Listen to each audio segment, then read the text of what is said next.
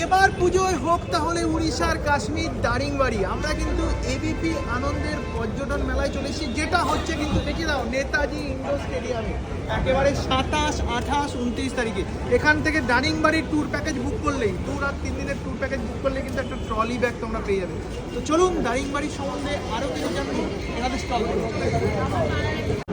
ABP আনন্দের পর্যটন মেলায় চলে এসেছি, যেটা কিন্তু হচ্ছে নেতাজি ইন্ডোর স্টেডিয়ামে। আর এখান থেকে দারিংবাড়ি ট্যুর প্যাকেজ শোনার জন্য দিদিদের স্টলে চলে এসেছি। এই দাদা, এটা আপনার।